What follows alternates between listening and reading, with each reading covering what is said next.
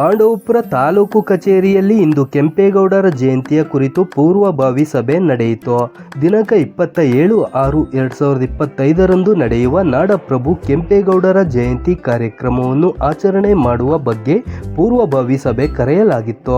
ಸಭೆಯಲ್ಲಿ ವಿವಿಧ ಇಲಾಖೆಯ ಆಡಳಿತ ಅಧಿಕಾರಿಗಳು ಭಾಗಿಯಾಗಿದ್ದು, ಸರ್ಕಾರದ ಆದೇಶದ ಜೊತೆಗೆ ಎಲ್ಲ ಸರ್ಕಾರದ ಅಧಿಕಾರಿಗಳು ನೌಕರರು ಭಾಗವಹಿಸಲು ಜವಾಬ್ದಾರಿಯನ್ನು ಮಾನ್ಯ ತಹಸೀಲ್ದಾರ್ ಅವರು ತೆಗೆದುಕೊಳ್ಳಬೇಕು ಎಂದು ಕರ್ನಾಟಕ ಒಕ್ಕಲಿಗರ ಒಕ್ಕೂಟದ ರಾಜ್ಯ ಸಂಘಟನಾ ಕಾರ್ಯದರ್ಶಿ ಸಿಆರ್ ರಮೇಶ್ ತಿಳಿಸಿದರು.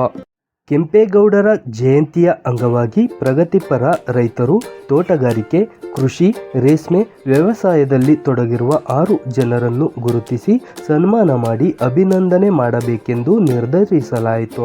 ಇದರ ಜೊತೆಗೆ ಸರ್ಕಾರಿ ಶಾಲೆಯ ದ್ವಿತೀಯ PUC ಪರೀಕ್ಷೆಯಲ್ಲಿ ಉತ್ತಮ ಅಂಕ ಪಡೆದಿರುವ ವಿದ್ಯಾರ್ಥಿಗಳಿಗೆ ಗೌರವಿಸುವುದು ಮತ್ತು ಸರ್ಕಾರಿ ಶಾಲೆಯಲ್ಲಿ ಓದಿದಂತಹ SSLC ವಿದ್ಯಾರ್ಥಿಗಳಿಗೂ ಮತ್ತು ತಾಲೂಕಿನಲ್ಲಿ ಉತ್ತಮ ಸೇವೆ ಮಾಡಿದಂತಹ ಅಧಿಕಾರಿಗಳಿಗೆ ಸನ್ಮಾನಿಸುವುದಾಗಿ ಚರ್ಚಿಸಲಾಯಿತು. ಸಭೆಯ ಅಧ್ಯಕ್ಷತೆ ವಹಿಸಿದ್ದ ತಹಸೀಲ್ದಾರ್ ಎಸ್ ಸಂತೋಷ್ ರವರು ಮಾತನಾಡಿ, ಶಾಸಕರ ಜೊತೆ ಚರ್ಚಿಸಿ ಕಾರ್ಯಕ್ರಮಕ್ಕೆ ನಿಗದಿತ ಸ್ಥಳ, ಸೂಕ್ತ ವ್ಯವಸ್ಥೆ, ವಿದ್ಯಾರ್ಥಿಗಳಿಗೆ ಸಾರ್ವಜನಿಕ ಸೇವೆ ಸಲ್ಲಿಸಿದ ವ್ಯಕ್ತಿಗಳಿಗೆ ಪ್ರಶಸ್ತಿ ಕೊಡುವ ಬಗ್ಗೆ ಸಭೆಯಲ್ಲಿ ತೀರ್ಮಾನಿಸಿದ ಹಾಗೆ ವ್ಯವಸ್ಥಿತವಾಗಿ ಮಾಡುವುದಾಗಿ ತಿಳಿಸಿದರು. ಇದೇ ಸಮಯದಲ್ಲಿ ಕೆಲವು ಇಲಾಖೆಯ ಅಧಿಕಾರಿಗಳು ಕೆಂಪೇಗೌಡರ ಜಯಂತಿಯ ಪೂರ್ವಭಾವಿ ಸಭೆಗೆ ಗೈರಾಗಿರುವುದಕ್ಕೆ ಬೇಸರ ವ್ಯಕ್ತಪಡಿಸಿದರು. ಒಬ್ಬರ ಕಾರ್ಯಕ್ರಮ ಅಲ್ಲ, ಇದು ಸರ್ಕಾರ ನಿಗದಿಪಡಿಸಿರುವ ಕಾರ್ಯಕ್ರಮ. ಈ ಕಾರ್ಯಕ್ರಮಕ್ಕೆ ಎಲ್ಲ ಇಲಾಖೆಯ ಅಧಿಕಾರಿಗಳು ಭಾಗವಹಿಸದಿದ್ದರೆ ಸೂಕ್ತ ಕ್ರಮ ತೆಗೆದುಕೊಳ್ಳುವುದಾಗಿ ತಿಳಿಸಿದರು. ಹಾಗೂ ಎಲ್ಲರೂ ಸಹಗೂಡಿ ಜಯಂತಿಯ ಕಾರ್ಯಕ್ರಮವನ್ನು ಯಶಸ್ವಿಗೊಳಿಸಬೇಕಾಗಿ ಮನವಿ ಮಾಡಿದರು.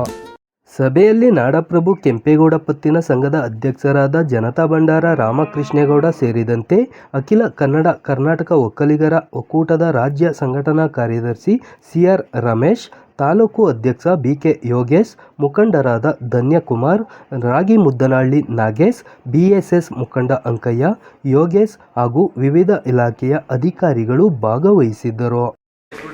ಚರ್ಚೆ ಮಾಡಿದ್ವಿ.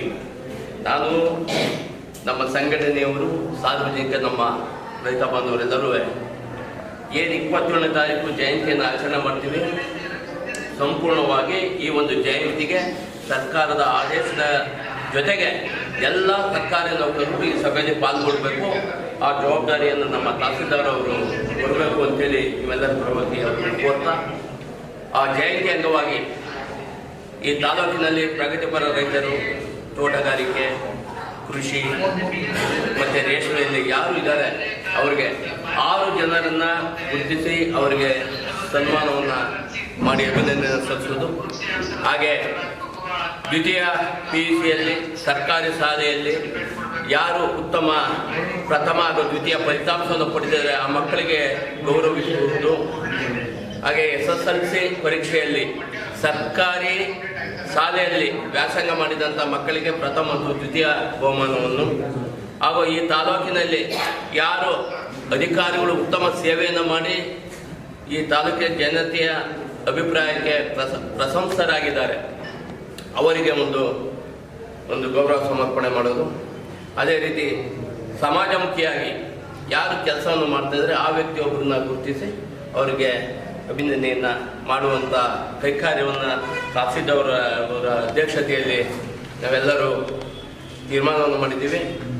ಹಾಗೆ ಆ ದಿನ ನಮ್ಮ ಪೈಲಟ್ ಸರ್ಕಲಲ್ಲಿ ಏನಿದೆ ಆ ಸರ್ಕಲ್ನಲ್ಲಿ ಈಗಾಗಲೇ ಆ ಒಂದು ಕಾರ್ಯವನ್ನು ಅಖಿಲ ಕರ್ನಾಟಕ ಒಕ್ಕಲಿಗರ ಒಕ್ಕೂಟದ ಅಧ್ಯಕ್ಷರಾದ ಯೋಗೇಶ್ ಅವರು ನೇತೃತ್ವದಲ್ಲಿ ಫ್ಲೆಕ್ಸನ್ನು ಅಳವಡಿಸಿ ಅಲ್ಲಿ ಪುಷ್ಪಾರ್ಚನೆಯನ್ನು ಮತ್ತು ರಾಮಕೃಷ್ಣ ಅವರು, ಕೆಂಪೇಗೌಡ ಪ್ರಗತಿಪರ ಸಹಕಾರ ಸಂಸ್ಥೆಯ ಅಧ್ಯಕ್ಷರಾದಂಥ ಕೆಂಪೇಗೌಡರ ನೇತೃತ್ವದಲ್ಲಿ ಅಲ್ಲಿ ಫ್ಲೆಕ್ಸ್ಗಳನ್ನ ಹಾಕಿ ಅಲ್ಲಿ ಪುಷ್ಪಾರ್ಚನೆ ಮಾಡೋದು, ಬರುವ ಸಾರ್ವಜನಿಕರಿಗೆ ಸಿಹಿ ವಿತರಣೆಯನ್ನು ಕಾರ್ಯಕ್ರಮ ಮಾಡೋದು, ಸಭೆಯನ್ನು ತಾಲೂಕು ತಹಸೀಲ್ದಾರ್ ಕಚೇರಿ ಆವರಣದಲ್ಲಿ ಸಭೆ ಮಾಡೋದು ಅಥವಾ ತಾಲೂಕು ಪಂಚಾಯಿತಿಯಲ್ಲಿ ಸಭೆ ಮಾಡುವುದನ್ನು ಸನ್ಮಾನ್ಯ ಶಾಸಕರ ಅಭಿಪ್ರಾಯವನ್ನು ಸಂಗ್ರಹಿಸಿ ಶಾಸಕರ ಜೊತೆಗೂಡಿ ಮಾತಾಡಿದ ಮೇಲೆ ಅದನ್ನು ತೀರ್ಮಾನವನ್ನು ತೆಗೆದುಕೊಳ್ತೀವಿ.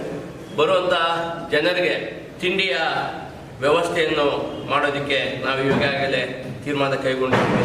ಆದ್ದರಿಂದ ಎಲ್ಲ ತಾಲೂಕಿನ ಆಡಳಿತದ ಎಲ್ಲ ಅಧಿಕಾರಿ ವರ್ಗದವರು ಹಾಗೂ ಇದು ಕೆಂಪೇಗೌಡರು ಒಂದು ಜಾತಿಗೆ ಸೀಮಿತವಾದ ವ್ಯಕ್ತಿಯಲ್ಲ. ಈ ನಾಡಪ್ರಭುವಿನ ಜಯಂತಿಯನ್ನು ಎಲ್ಲ ವರ್ಗದವರು ಎಲ್ಲ ಜಾತಿಯವರು ಸೇರಿ ಅದ್ದೂರಿಯಾಗಿ ತಾಲೂಕಿನಲ್ಲಿ ಮಾಡುವ ಮೂಲಕ ಜಿಲ್ಲೆ ಹಾಗೂ ರಾಜ್ಯಕ್ಕೆ ಒಂದು ಸಂದೇಶವನ್ನು ನೀಡೋಣ.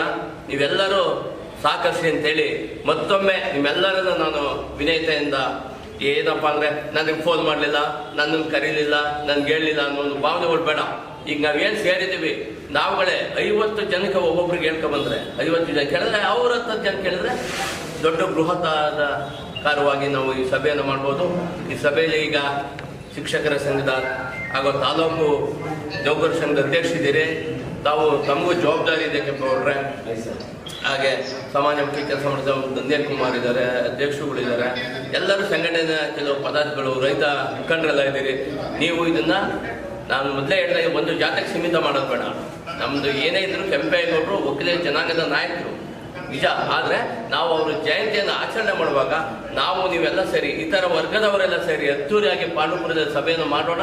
ಅದಕ್ಕೆಲ್ಲರೂ ಸಹಕಾರವನ್ನು ನೀಡಿ ಅಂತ ಮತ್ತೊಮ್ಮೆ ನಾನು ಈ ಸಭೆಯ ಪರವಾಗಿ ತಮ್ಮಲ್ಲಿ ಮನವಿ ಮಾಡ್ತಾ ಎಲ್ಲರೂ ಸಹಕಾರ ನೀಡುವಂತೆ ತುಂಬ ಹೃದಯದಿಂದ ನಿಮ್ಮ ಸ್ವಾಗತ ಕೋರ್ತಾ ನಿಮ್ಮಲ್ಲಿ ಕೋರ್ತಾ ಇದ್ದೀನಿ. ಕಾರ್ಯಕ್ರಮವನ್ನು ಈಗ ರಮೇಶ್ ಅವರು ಹೇಳಿದ್ರು. ಆ್ಯಕ್ಚುಲಿ ನಾವು ಇಲ್ಲಿ ಮಾಡೋಣ ಅಂತಿದ್ವಿ, ಎಮ್ಮೆಲ್ಯವ್ರ ಜೊತೆ ಚರ್ಚೆ ಮಾಡಿ ಸ್ಥಳ ನಿಗದಿ ಮಾಡೋಣ ಅಂತ ಹೇಳಿದ್ದಾರೆ. ನಾನು ಮಾತಾಡ್ತೀನಿ, ನೀವುಗಳು ಮಾತಾಡಿ ಎಲ್ಲಿ ಅಂತ ಹೇಳಿದ್ರೆ ಅದನ್ನು ತೀರ್ಮಾನ ನಾವು ತಗೊಳ್ತೀವಿ ಅದನ್ನು. ಮತ್ತು ಅದೇ ರೀತಿ ಇವರುಗಳಿಗೆ, ರೈತ ಬಾಂಧವರುಗಳಿಗೆ ಮತ್ತು ಸ್ಟೂಡೆಂಟ್ಸ್ಗೆ ಮತ್ತು ಕೆಲಸ ನಿರ್ವಹಿಸಿದ ಅಧಿಕಾರಿ ಅಥವಾ ನೌಕರರಿರ್ಬೋದು ಮತ್ತು ಸಾರ್ವಜನಿಕ ಸೇವೆ ಮಾಡಿರ್ತಕ್ಕಂಥವ್ರಿಗೆ ಪ್ರಶಸ್ತಿ ಕೊಡುವಂಥ ವಿಚಾರಗಳಿರ್ಬೋದು ಅದನ್ನು ಕೊಡುವಂಥದ್ದು, ಮತ್ತು ಸ್ವೀಟು ಸಿಹಿಯನ್ನು ಹಂಚುವಂಥದ್ದು, ಮತ್ತು ತಿಂಡಿಯ ವ್ಯವಸ್ಥೆಯನ್ನು ಮಾಡೋದಕ್ಕೆ ಏನು ಎಲ್ಲ ಸಭೆಯಲ್ಲಿ ತೀರ್ಮಾನ ಮಾಡಿದ್ದೀವೋ ಅದೇ ರೀತಿ ಅಚ್ಚುಕಟ್ಟಾಗಿ ಇಲ್ಲಿ ನಿಜವಾಗ್ಲೂ ನನಗೂ ಬೇಸರದ ಸಂಗತಿ ಅಂತಂದರೆ ಈಗೆಲ್ಲ ಹೇಳ್ದಂಗೆ ನಾವೇ ಮಾಡಬೇಕಾದಂಥ ಕಾರ್ಯಕ್ರಮ ಸರ್ಕಾರಿ ಇಲಾಖೆಗಳ ಸೇರಿಕೊಂಡು ಯಾರು ಅಧಿಕಾರಿಗಳು ಸಹಕಾರ ಮಾಡ್ತಾ ಇಲ್ಲ ಅಂದಾಗ ನಿಜವಾಗ್ಲೂ ಬೇಜಾರಾಗುತ್ತೆ. ಇದ್ರ ಹೊಣೆನ ಖಂಡಿತವಾಗಿ ನಾನೇ ಹೊತ್ಕೋತೀನಿ. ಯಾಕೆಂದರೆ ನಾನು ಒಬ್ಬ ರಾಷ್ಟ್ರೀಯ ಸಮಿತಿ ಅಧ್ಯಕ್ಷನಾಗಿ ನನಗೆ ಅವ್ರು ಕೊಡ್ತಕ್ಕಂಥ ಬೆಲೆ ಎಷ್ಟು ಮಟ್ಟಿಗಿದೆ ಅನ್ನೋದು ನನಗೆ ಈಗ ವ್ಯಕ್ತ ಆಗ್ತಾ ಇದೆ. ನಾನು ಅದ್ರ ಬಗ್ಗೆ ಏನು ಸೂಕ್ತ ಕ್ರಮ ತಗೋತೀನಿ. ಖಂಡಿತವಾಗಿಯೂ ಪ್ರತಿ ಅಧಿಕಾರಿಯು ಅವರ ಸಿಬ್ಬಂದಿಗಳ ಜೊತೆ ಆ ಕಾರ್ಯಕ್ರಮಕ್ಕೆ ಖಂಡಿತವಾಗಿ ಹಾಜರಾಗಬೇಕು ಅನ್ನೋ ಕಟ್ಟುನಿಟ್ಟಿನ ಸೂಚನೆಯನ್ನು ಕೊಡ್ತೇನೆ. ಆವತ್ತು ದಿವಸಗಳು ನೋಡಿಕೊಂಡು ಪತ್ರಿಕಾ ಮಾಧ್ಯಮದವರು ಆ ಅಧಿಕಾರಿಗಳ ಬಗ್ಗೆ ನೀವು ಏನು ಅಭಿಪ್ರಾಯ ಬರೀತೀರೋ ಅದು ನಿಮಗೆ ಬಿಟ್ಟಿತ್ತು, ನಾನೇನು ಹೇಳಲ್ಲ. ಆದರೆ ಎಲ್ಲ ಅಧಿಕಾರಿಗಳಿಗೂ ಹೇಳ್ತೀನಿ, ನಿಮ್ಮ ಮಿತ್ರರಾದ ಅಧಿಕಾರಿಗಳಿಗೂ ಹೇಳಿ, ಇದು ಒಬ್ಬರ ಕಾರ್ಯಕ್ರಮ ಅಲ್ಲ. ಇದು ಸರ್ಕಾರ ನಿಗದಿಪಡಿಸಿದೆ. ಮತ್ತು ಆ ಜನಾಂಗದ ಪ್ರತಿಯೊಂದು ಜನಾಂಗದ ಜಯಂತಿಗಳನ್ನು ಆಚರಿಸುವಾಗ ನಾವು ಈ ಕೆಂಪೇಗೌಡ ಜಯಂತಿಗೆ ಮಾಡುವಂಥ ವ್ಯಕ್ತಿಗಳಿಗೆ ನಾವು ಈ ರೀತಿ ಏನಾದರೂ ಅಪಮಾನಗಳನ್ನು ಸಲ್ಲಿಸಿದಾಗ ಸಹಜವಾಗಿ ಅವರುಗಳು ಒಂದು ಅಸಮಾಧಾನ ವ್ಯಕ್ತಪಡಿಸ್ತಾರೆ.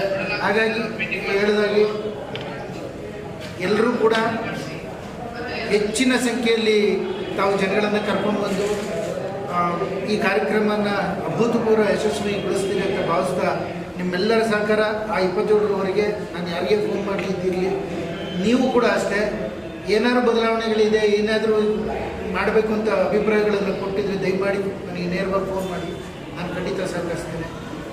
ಸಭೆಗೆ ಆಗಮಿಸಿ ಎಲ್ಲ ಸಲಹೆ ಸಹಕಾರ ಕೊಟ್ಟು ತಮ್ಮೆಲ್ಲರಿಗೂ ರೂಪಿಸಿ ಮಾತು ಮುಗಿಸ್ತೇನೆ.